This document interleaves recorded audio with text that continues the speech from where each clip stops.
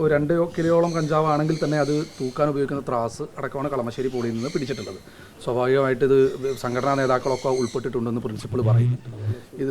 ഇത് എന്താണ് ഇതിൻ്റെ ഒരു വസ്തുത? ഇപ്പോൾ ടാൻസാഫാണ് പിടിച്ചതെന്നാണ് പറയുന്നത്. ഏജൻസികളാണല്ലോ പിടിച്ചിട്ടുള്ളത്. മിനിസ്റ്റർ അതിൽ ഇപ്പോൾ കേരളത്തിൽ പോലീസിൻ്റെയും എക്സൈസിൻ്റെയും നേതൃത്വത്തിൽ വ്യാപകമായിട്ടുള്ള പരിശോധനകൾ നടന്നുകൊണ്ടിരിക്കുകയാണ്. ഈ മയക്കുമരുന്ന് കണ്ണികൾ തകർക്കുന്നതിനും ഈ ശക്തികളെ അടിച്ചമർത്തുന്നതിനും വേണ്ടിയിട്ടുള്ള ശക്തമായിട്ടുള്ള പ്രവർത്തനങ്ങളാണ് പോലീസും എക്സൈസും ഏകോപിതമായ രീതിയിൽ നടത്തുന്നത്. അതിൻ്റെ ഭാഗമായിട്ടുള്ള ധാരാളം കേസുകൾ പിടിച്ചിട്ടുണ്ട്. കഴിഞ്ഞ കുറച്ച് ദിവസത്തിനിടയിൽ ധാരാളം കേസുകൾ പിടിച്ചിട്ടുണ്ട്. ധാരാളം മയക്കുമരുന്ന് കണ്ടെടുത്തിട്ടുണ്ട്.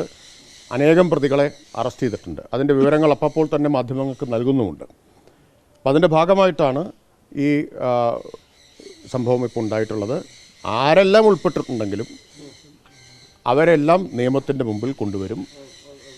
ഒരു ദയാദാക്ഷിണ്യവും അക്കാര്യത്തിലുണ്ടാവില്ല. ഈ വിഷയത്തിൽ KSU അവരുടെ ജാഗരൺ മാർച്ച് നടത്തുന്നു. SFI ആണെങ്കിൽ വലിയ ലഹരി വിരുദ്ധ ക്യാമ്പയിൻ നടത്തുന്നു. ഇന്നിപ്പോൾ SFIയുടെ സംസ്ഥാന സെക്രട്ടറി സഞ്ജീവ് അടക്കം പറഞ്ഞ നടപടി ശക്തമായ നടപടി വേണമെന്നാണ്. പക്ഷേ ഇത് താഴെത്തട്ടിലേക്ക് എത്തുന്നില്ല എന്നുള്ളൊരു പ്രശ്നമുണ്ട്. അങ്ങനെയല്ല. ഇത് ഓരോ സംഘടനയും നടത്തുന്ന പ്രവർത്തനങ്ങൾ, ആ പ്രവർത്തനങ്ങൾ കൊണ്ടുകൂടിയാണ് കേരളത്തിന് ഇതിനെ ചെറുത്തു നിൽക്കാൻ കഴിയുന്നത്. പിന്നെ ലക്ഷക്കണക്കിന് വിദ്യാർത്ഥികളുള്ളതാണല്ലോ.